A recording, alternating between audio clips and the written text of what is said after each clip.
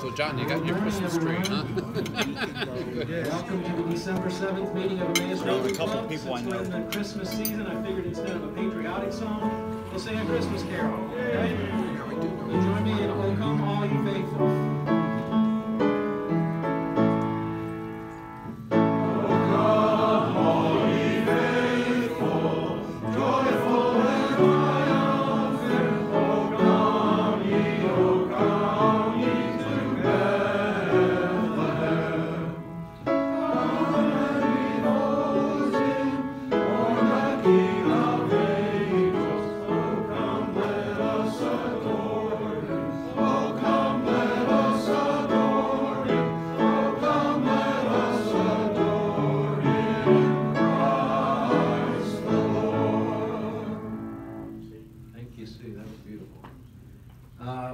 I think Nellie is not here, so let's bow our heads for the invocation. Brother.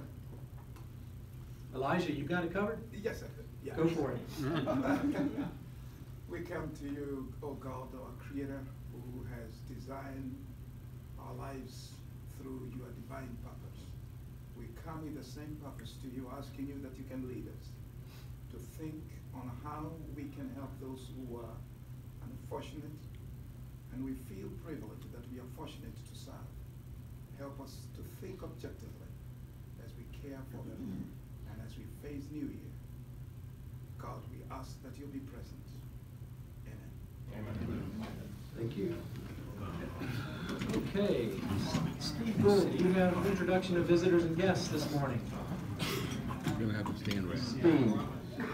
Oh, yes. Visitors and guests? Hey, hi, good morning. Yes, we have Ray Dandria from the West Reading Wyomissing Rotary. Say good morning to Ray.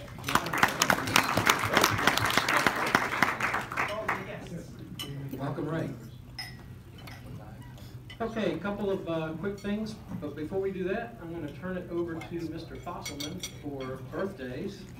Okay. And don't worry about it, Sue, we'll do this one a cappella. So Ray, are you going to be at the district conference in Reading? No. No. That are Rotarians. No. Chad Stuckey, Craig Reber, Gordy Sean, Ray Shoemaker, and J.P. Raynoff. Of course, he was, thank God he wasn't born on Christmas Day, but he was 28. That's right, buddy. Stand up and we'll sing for you. Am I the only one? Oh, it's like they're singing just to me. As it should be.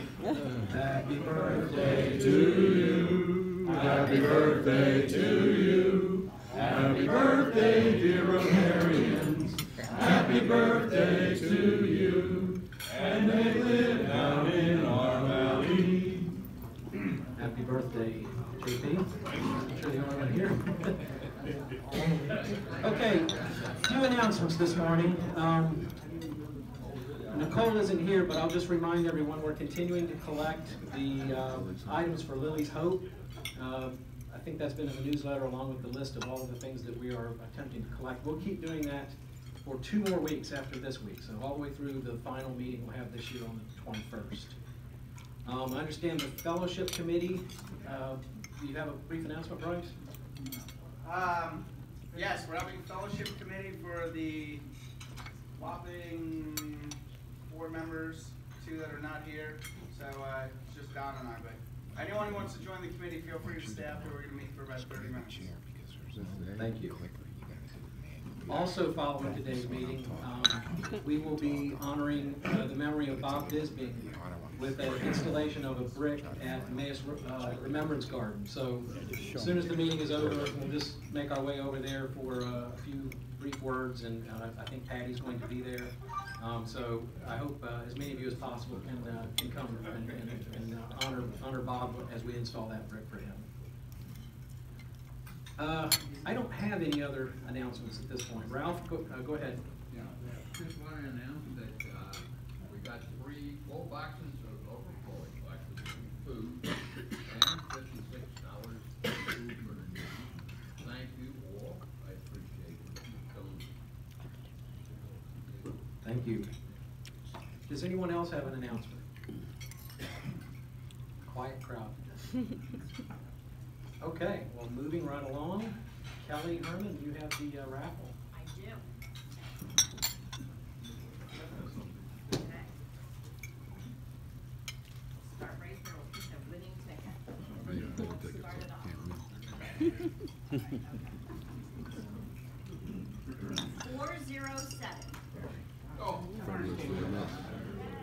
You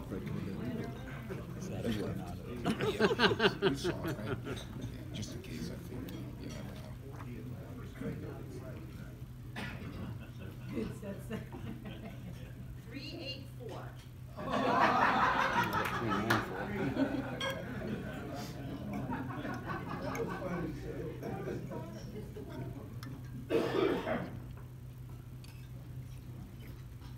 Literally just complaining on my first number that she's like, I'm not even in the ballpark.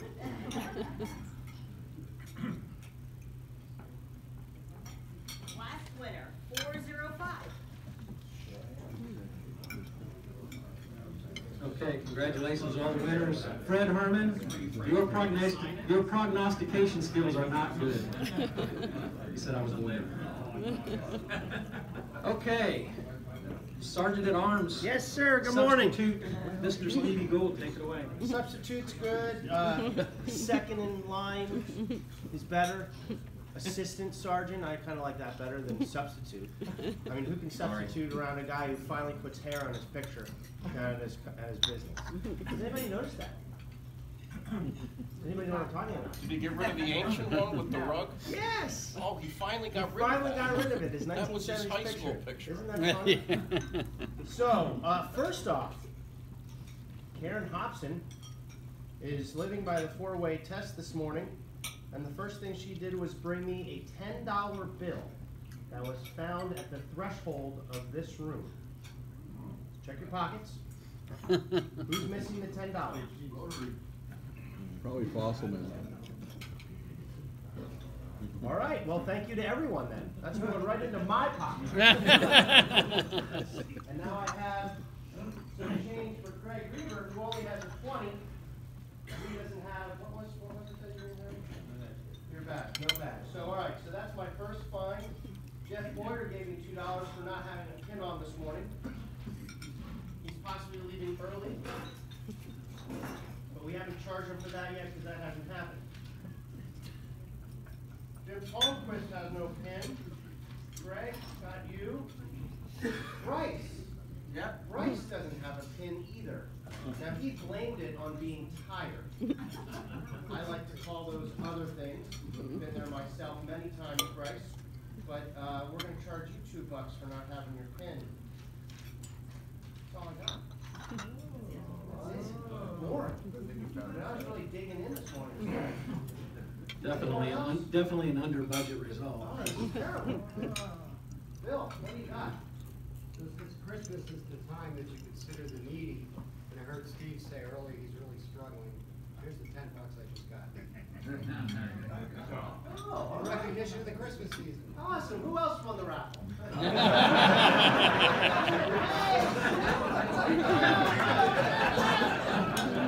more into the till. Raffle, we are. Rotary and Dale.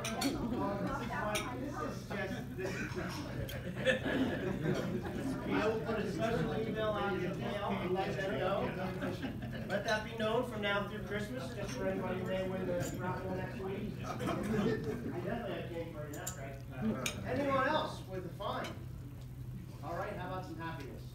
JP.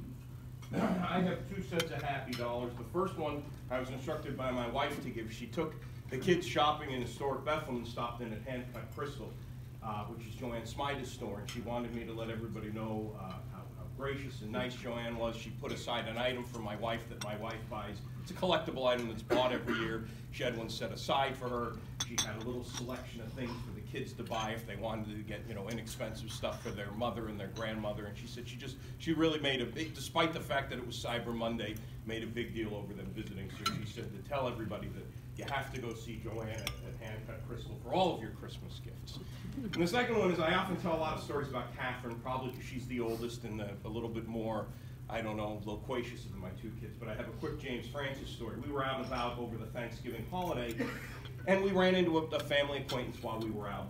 And to my wife and I and my folks, this guy's kind of known as, I guess the polite way would be, as a womanizer or a man about town type. And this has been discussed, but obviously you never discuss these things around your kids. So I always teach my son, you know, about shaking hands, you know, web to web, grip, you know, squeeze. So whenever he shakes hands with somebody, I watch to make sure he does it right. So I watch, and I see the guy's hand go white, and I see James kind of eyeballing it, so whatever. So we walk away, and I said to him, I said, that was a heck of a handshake that you gave that guy, and no word of lie, he turned, he looked up at me, he said, I wanted to make sure that guy knew Mom was off limits.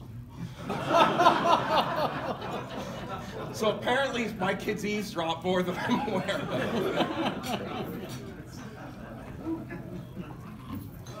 All right, top that. That one, you should have saved that one for Dale. Oh, I know. Karen, I forgot a find, but we're gonna save it because somebody's gotta bring it in. So Karen was, colored photo was in the newspaper, right? The East Penn Press? Yep. So we're not gonna fine her for that just because we don't have it. Fine means I brought it in and gave it. Oh, well, you already gave $10. Surrounded by pumpkins. $2 more from me, Karen. Okay, all right, I've got it. And you've got some happiness too? I've got some happiness too. Wonderful. Tuesday I had a big dinner party at my house. There were 19 seroptimists from Emmaus, and we collected 12 Angel Network Christmas gifts for the kids, and we also did 29 for the Zionsville Pantry Christmas gifts too. So great effort. My house was like full of presents, and it's great that it's going to needy families. So I just want to say that. Great job.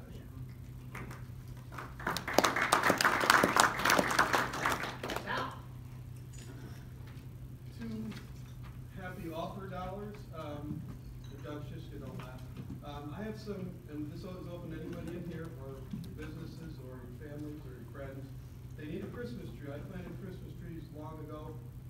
Some of them have outgrown my 8-foot ceilings, or anybody else's 8-foot ceilings. They're 12 and 15 feet tall.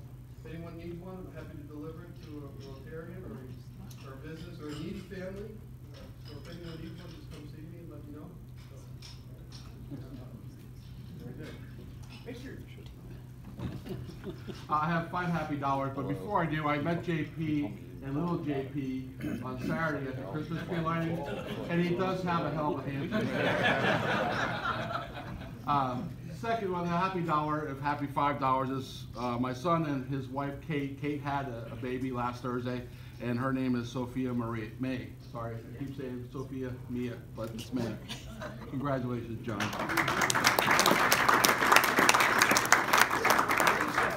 For the record, Rick was not the gentleman in the story.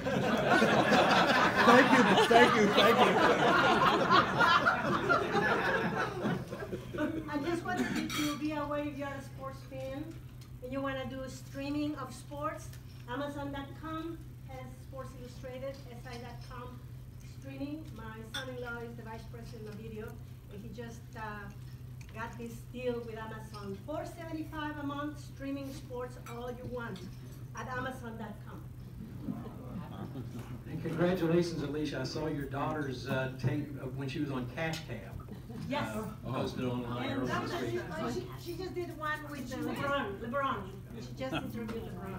Did she win Cash Cab? Yes, She won $700. Yes. 7 quarters, 2 dimes, and 1 nickel. All right. Oh, wait, you overpaid. I see 3 dimes in here.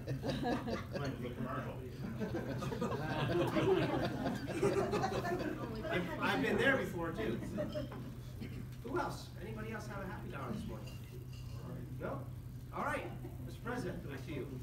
Okay, I will turn the dais over to Mr. Zayat, who will introduce our speakers.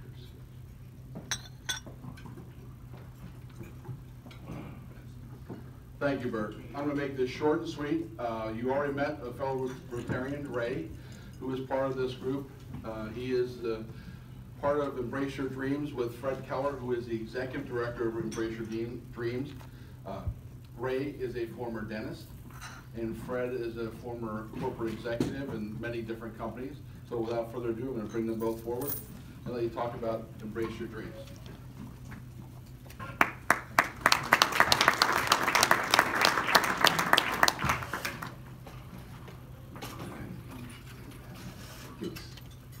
The up down is right over here, guys, right? Yep, just the up and down key should advance it. Okay, good morning, everybody. I wanted to thank you for the opportunity to come talk to you about Embrace Your Dreams. We've been around in the Valley for almost 17 years, but unfortunately, I think very few people have really heard of us or know what we do. So it's always nice to get out and have an opportunity to talk a little bit about who we are and what we're all about. As Rick said, Ray is our program director for golf. If you look at that first slide over there, you see an awful lot of different names and logos. We are a golf and tennis organization. The umbrella name of our little 501c3 is Embrace Your Dreams. What we are not, and let me be clear about it, what we are not is junior golf or junior tennis. So if you have a child or a grandchild that's interested in golf or tennis and becoming really adept at it, we're probably not the right vehicle. What we are is a youth development organization. We're all about taking youth, primarily underserved youth, and teaching them core values and life skills through the games of golf and tennis. So they're really just a conduit. But it's really more about life skills, core values. You talked about a handshake and looking people in the eyes a few minutes ago. It sounds very simple. It's one of the key first lessons a student in our programs will learn. It's respect. But we're all about, sure, we'll teach you golf, we'll teach you tennis, we'll really try to make you a better person, a better corporate citizen, a better community member. A little bit of history, as you can see, Embrace Your Dreams is the umbrella name. We are 501c3 here in the Lehigh Valley. Our service areas are Lehigh, Northampton, and Berks counties. We started in 2000. Many of you probably know the name Peter Fuller. Peter Fuller started this organization with a few other local community leaders. It started as a tennis organization only, teaching kids tennis at Jordan Park, the old red clay courts. We really are a very small organization. Ray and myself are the two full-time members of the group. We have a couple of part-time people. In the summer, obviously, our workforce swells with a bunch of coaches and assistant coaches and volunteers. We're doing programs at 9 different locations in the 3-county area, 8 golf locations, 1 tennis location, Elks Mill over in Bethlehem. We do after-school programs during the year, primarily 3:30 to 4:30, 4 to 5 at local elementary schools. And what we're teaching these folks are life skills and core values through the First Tee 9 Core Values course. First Tee is all about 9. We have 9 core values, we have 9 healthy habits. The USTA, the National Junior Tennis and Learning Network program is very similar, but it's really much more life skill and core value oriented through golf and tennis. This past summer we had 400 plus participants in the programs. I would say that of those 400, 300 would probably have never picked up a tennis racket or a golf club and learned any of this if it hadn't been for Embrace Your Dreams. As I said, the locations, you can see the 8 different golf locations. They're all over the Tri-County area. Manor Golf Club's out in Reading. You guys recognize the rest of the names, I'm sure. Bethlehem. Marvine is right over in the projects in Bethlehem in a facility that we own. Allentown Muni. We do teach it at Independent Park down here on 222 as well. Willowbrook Sittler, and we have an affiliate program at Silver Creek. Tennis is over at Elks Mill. And by the way, I'm doing a lot of talking here. At any point during the presentation, question, comment, feel free to throw it out there. No reason to wait till the end if you have something that you want to add. But here are the different locations. The objectives, that's kind of hard to see. But the objective is really about making youth, giving youth the opportunity to become better community citizens, better students, better athletes to a degree, but just better people. And we're doing that through golf and tennis. We want to try to fill in this quote-unquote gap time that all these children have, after school, before dinner, or before their parents get home from work. But we want to fill in the gap time with something that they can be doing. And we think that golf and tennis, and probably golf even a little more so, really are 2 games that offer a lot of different opportunities to teach life skills as you're playing the games, as you're getting involved in the sport. Okay, as I say, 2 different components. The golf is the First Tee, which is a national organization. The tennis is the National Junior Tennis and Learning Network, which again is part of the USTA, and a national organization. I'll let Ray talk a little bit about the First Tee golf side because, as I said earlier, he is our program director for golf.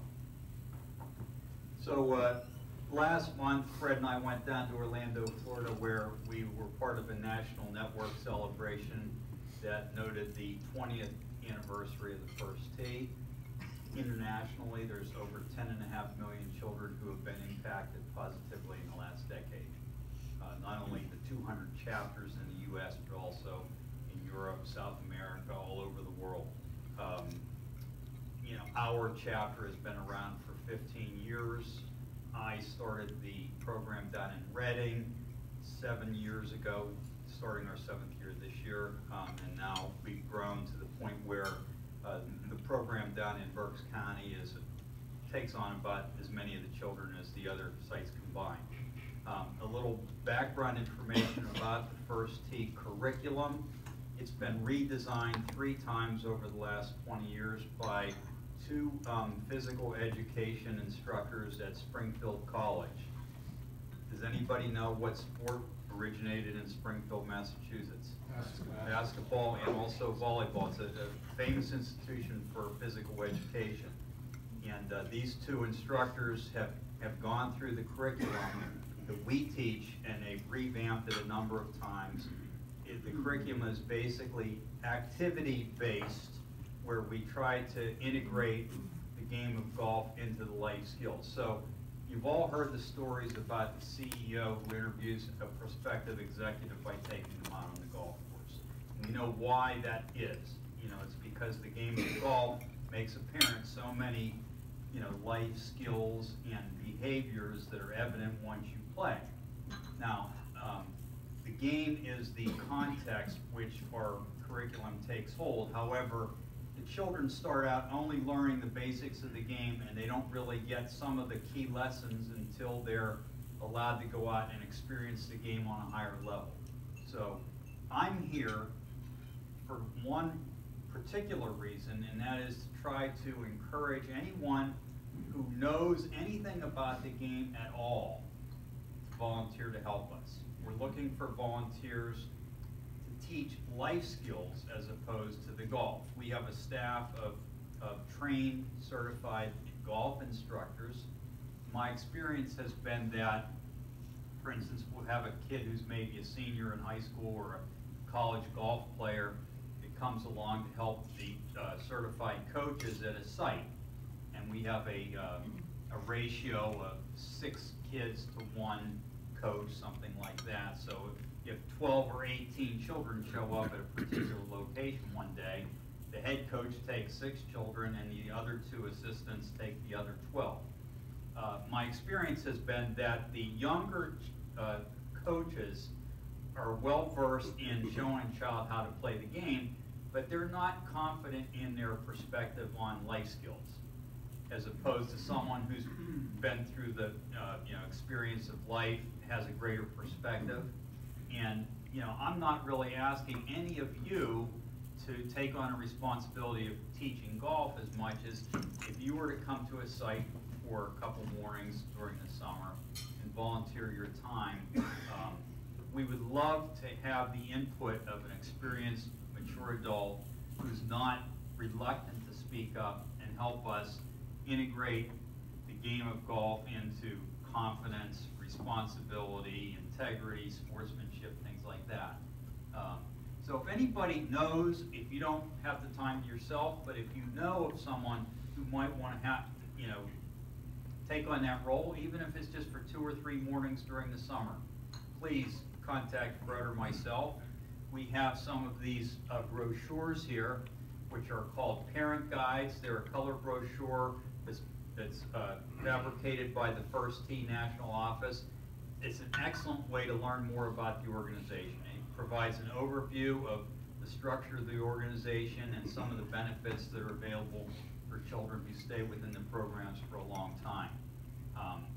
Welcome to have them, or if you know somebody who might be interested, take one and pass it along. Our contact information is with them. I thank you for your time. Just out of curiosity, how many golfers do we have in the room? Okay, so, enough.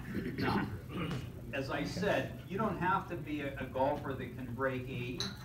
You just have to have some appreciation for the game itself, the rules and the etiquette, and be willing to voice your opinion as to how a child might best learn about responsibility or sportsmanship. So, if anyone, wants to volunteer their time, we have a program at Allentown Muni, and some of the children go over to Wedgwood Golf Course as they progress through the system. It's not far from here. We're trying to start a program at this club here this summer. So we have some sites that are local to this region. If you know somebody else who lives further out in the county or in Berks County, please let me know, or Fred.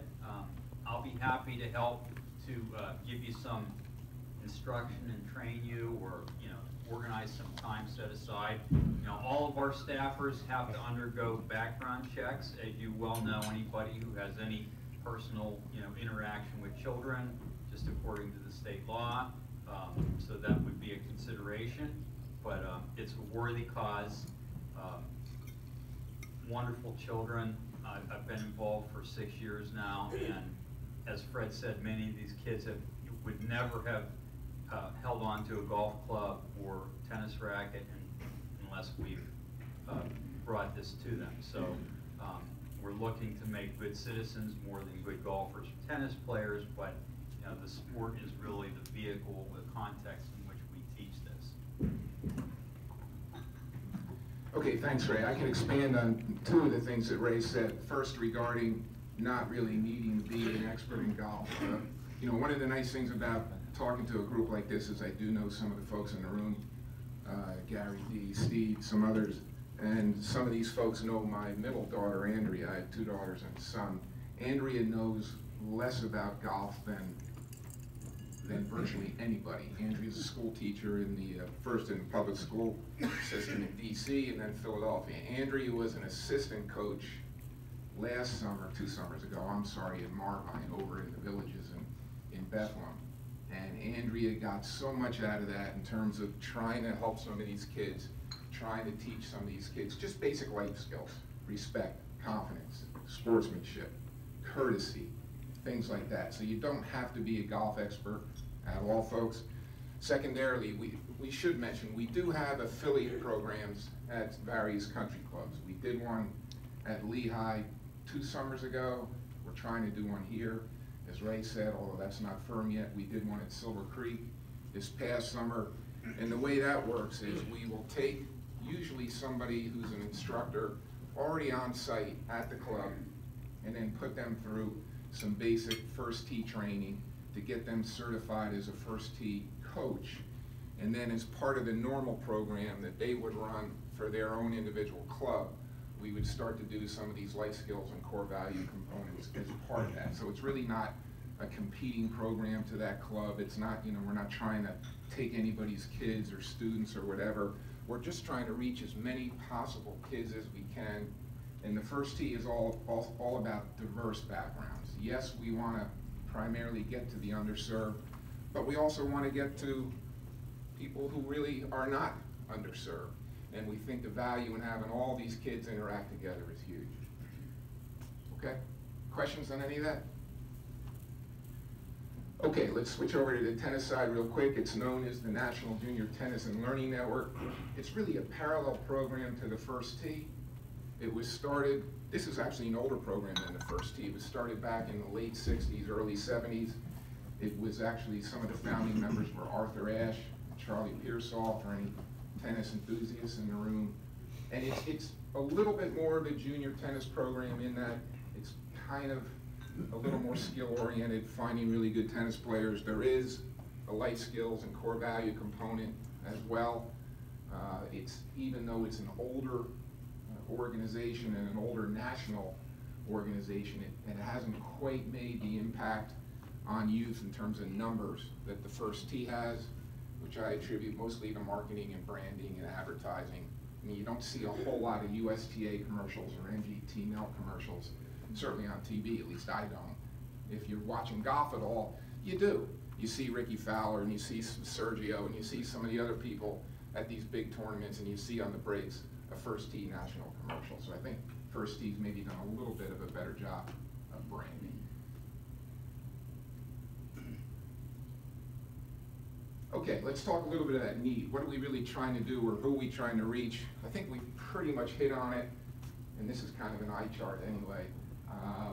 But we threw some stats up there on this particular slide next to obesity rates, graduation rates in the 3 major cities of the areas that we're serving, Reading, Bethlehem, and Allentown. And look, folks, this is a problem.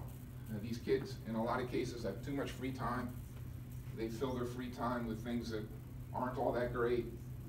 The graduation rates are extremely low. That Reading graduation rate is really alarming. So if by trying to teach core values and life skills, we can get these kids to feel a little bit better about themselves, gain some confidence, become better students, that's what we're trying to change a little bit.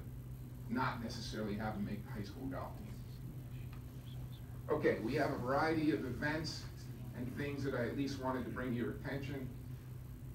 This coming April, on April 19th, we're doing a function out at Independent Park, which for those of you who've been there is kind of a neat indoor-outdoor facility.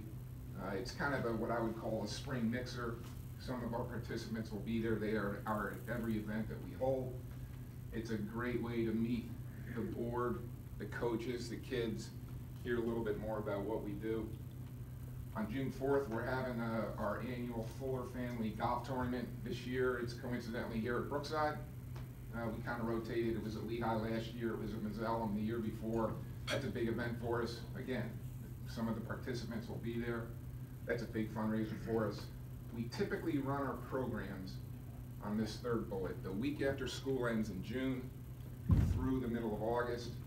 So for about 8 weeks, we're running programs for golf and tennis at all the various locations that we put up earlier.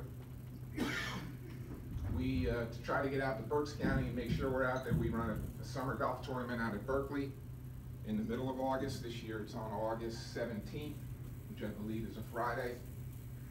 And then in late October, we're going to do our annual fundraiser, which again is it's kind of a mixer.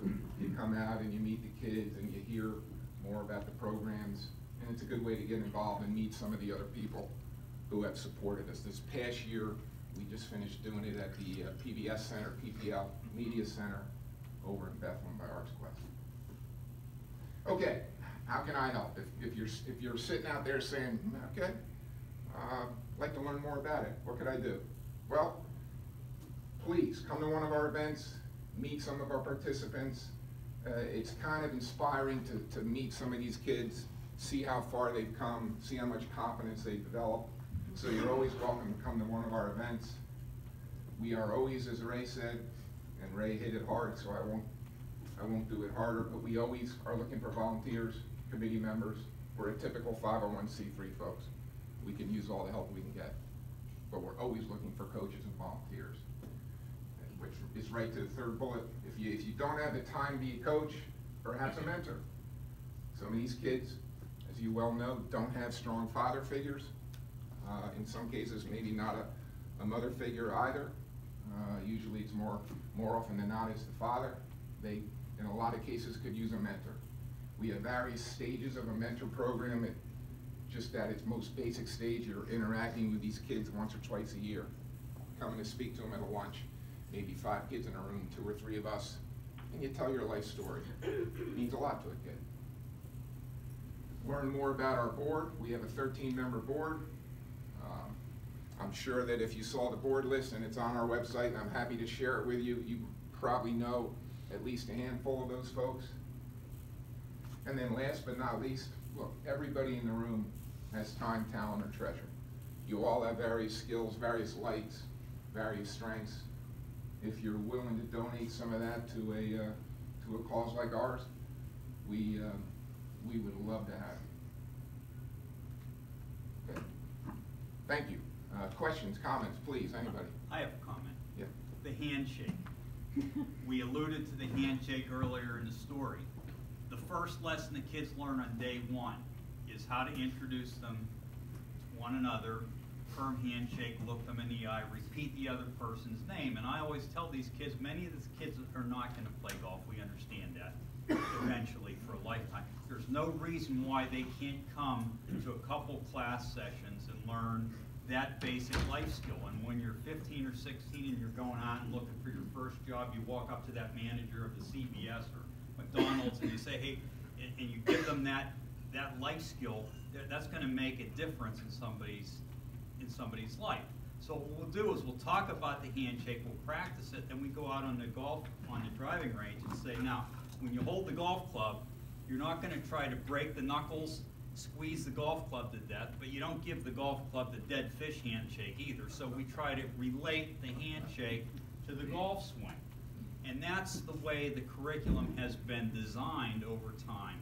Same thing with responsibility and fixing ball marks or raking the traps or something like that. We try to tie in each life skill to the game so that when they go out and play the game, it makes sense.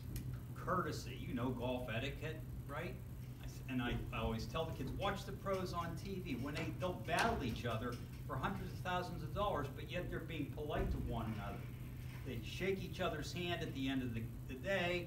It's none of the nonsense you see with some of the other sports, so it's a great game for them to learn those things. I just wanted to, elucidate a little bit about that curriculum and the way we teach it, and that's what we're looking for with some other mature adults that are willing to speak out and give that child a little bit extra knowledge, not necessarily about the game itself, but about how your actions relate to that game and a game of life. So, does that make sense? Yes. You mentioned the 8-week period. How does that carry into the rest of the year, since you're filling a void after school? That void is going to be there throughout the major part of the year. How does the program carry the rest of the year? That's a challenge. Our chapter has been, as many northern chapters are, primarily a summertime chapter. The chapters down south and out west, they run programs 10 or 11 months out of the year many times. Up here, we have limited programs in September, October, and April and May. And as time goes on and our staff gets more experienced, we're able to develop more programming for the kids for the after school. Unfortunately, we fight the battle with some of the community-based organizations like the YMCA or the Boys and Girls Club in getting transportation to sites for kids right after school. And the children whose parents are able to drive them, or they're old enough to drive, is one thing, but to get the kids that we have in the summer to programs on after school or Saturday mornings is more of a challenge right now. Now, if we have funding... Let me articulate on that a little bit too, because it's a great point, and it's definitely something that we're working on.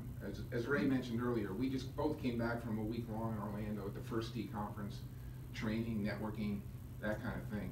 And one of the things that came out of that, and one of the things that's specific to our particular chapter, is we've now got 3 facilities, indoor facilities, which can be used year-round, and it's something we've never had before. We've got a facility over in Marvine that the city of Bethlehem has given us to use in perpetuity, and even though it's not in the best part of town, it's a great facility.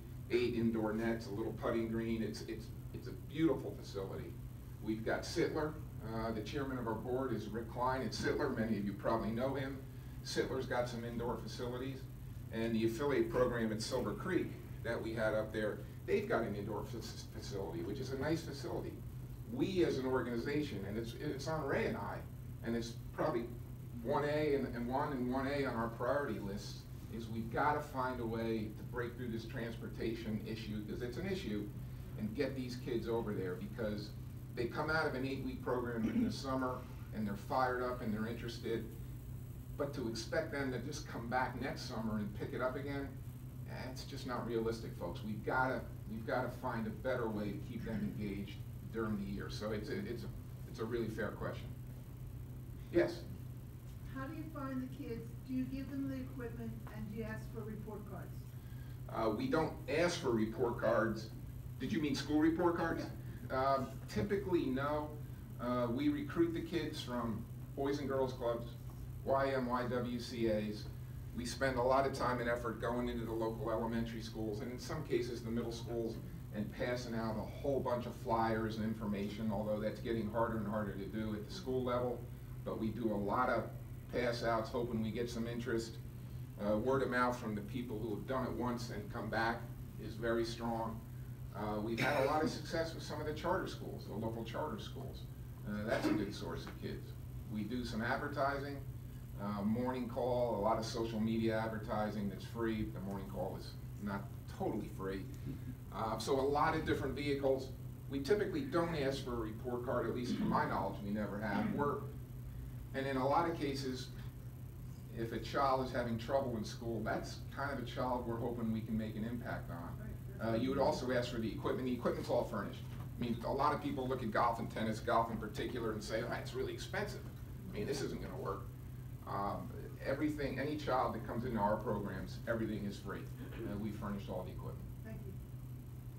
Yeah? What are we looking at age range? It's 8 to 18 are the stated ages. Occasionally we'll put a child in that's younger, not too much younger. If you look at that demographic sheet, go back 3 or 4. Of the 8 to 18, the overwhelming majority are 8 to 12, 8 to 13. Once they get into high school, they tend to go in different directions. So that's really the overwhelming majority. It's about 50-50 in terms of the split, male-female. It's a little heavier on the male side. There's a overwhelming amount of African American, Latino, then Caucasian, and all the rest. And as you'll see from the income stats, as I say, that's an eye chart. I apologize. The income tends to be skewed toward the low side. Other questions? Anybody? Yes. I just want to make a comment. I'm the founder and executive director of the Allentown Promise Neighborhood. So very familiar with your program. And I have to tell you, the years that I was with the Promise Neighborhood, you do a fantastic job, because we did keep track of the children that were going to TEA. And I can tell you that our kids were doing much, much better. I wish that I could share with you the stats, but I retired from there. So keep it up, and I hope that my fellow Rotarians volunteer, because until you work with those children on a one-on-one and their families, you really understand the challenges that they have, and the children need all the help they can get. Thank you for you're doing a wonderful job. Thank you. Thank you very much. Other comments, questions? Can we help in any way?